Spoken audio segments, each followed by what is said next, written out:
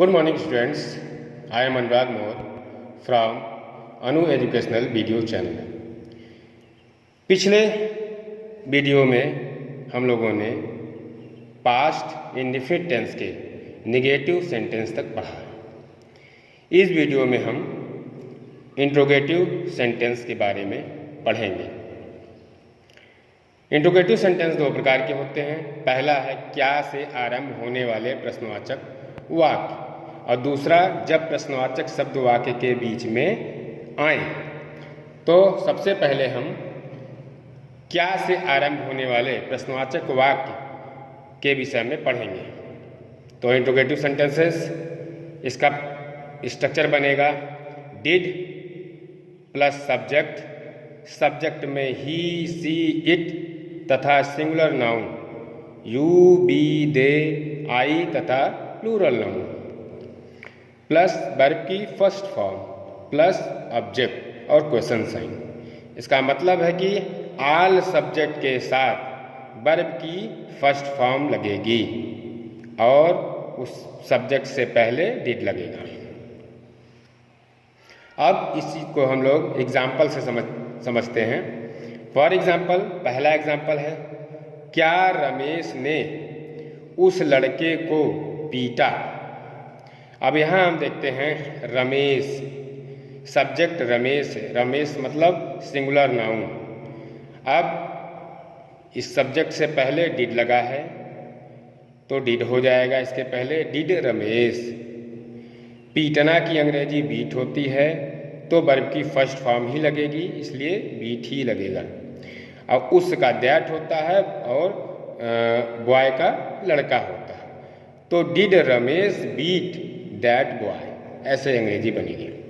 दूसरा एग्जाम्पल है क्या तुम स्कूल गए। तो तुम की अंग्रेजी यू होगी और स्ट्रक्चर में हम लोग देखेंगे यू सब्जेक्ट है तो उसके पहले डिड लगेगा, फिर प्लस वर्ब की फर्स्ट फॉर्म फिर ऑब्जेक्ट। तो यहाँ इसकी अंग्रेजी बनेगी डिड यू।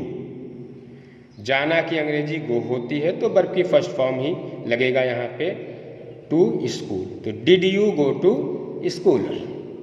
तीसरा है क्या तुम्हारी बहन ने कल गाना गाया।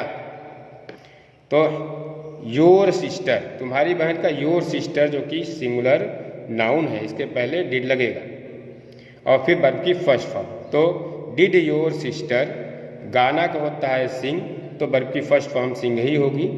तो did your sister sing a song yesterday, तो कल की अंग्रेजी यस्टरडे होगी। क्या सीता कल नाची थी। सीता सब्जेक्ट है, सिंगुलर नाउन है, इसके पहले डिड लगेगा फिर वर्ब की फर्स्ट फॉर्म। तो डिड सीता डांस, नाचना की अंग्रेजी डांस होती है तो वर्ब की फर्स्ट फॉर्म डांस ही होगा और कल की अंग्रेजी यस्टरडे, तो डिड सीता डांस यस्टरडे। पांचवा एग्जाम्पल है क्या लड़कों ने कक्षा में शोर मचाया था।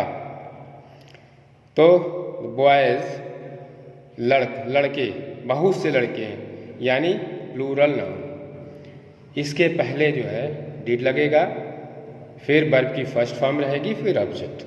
तो इसकी अंग्रेजी बनेगी डिड द बॉयज, शोर मचाना का मेक अ नॉइज होता है तो वर्ब की फर्स्ट फॉर्म लगेगी तो मेक अ नॉइज ही रहेगा।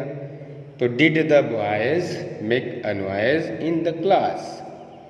अब हम लोग डबल इंट्रोगेटिव सेंटेंसेस के बारे में पढ़ेंगे जब प्रश्नवाचक शब्द वाक्य के बीच में आए।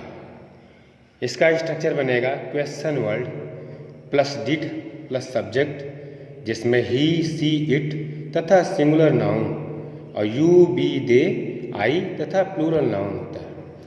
तो वर्ब की फर्स्ट फॉर्म लगेगी इसके साथ और ऑब्जेक्ट, यानी सभी सब्जेक्ट के साथ, चाहे ऑल सब्जेक्ट के साथ डिड लगेगा सबसे पहले फिर वर्ब की फर्स्ट फॉर्म लगेगी। तो हम लोग एग्जाम्पल से इसको समझेंगे। फॉर एग्जाम्पल, पहला, तुमने कक्षा में किसकी किताब पढ़ी। तो किसकी किताब, किसकी जो है प्रश्नवाचक शब्द है जो कि वाक्य के बीच में आया है, तो इसकी अंग्रेजी सबसे पहले बनेगी। किसकी के बाद जो ये नाउन आया है किताब, ये भी इसी के साथ लिखा जाएगा। तो whose book did you read in the classroom. तुम्हारा भाई कल कहाँ गया। तो कहाँ सब प्रश्नवाचक शब्द है, बीच में आया है वाक्य के, तो इसकी अंग्रेजी सबसे पहले लिखी जाएगी वेयर। फिर डिड, हम लोग ऊपर स्ट्रक्चर में देखते हैं कि योर ब्रदर सिंगुलर नाउन है, इसके पहले डिड लगेगा, फिर वर्ब की फर्स्ट फॉर्म।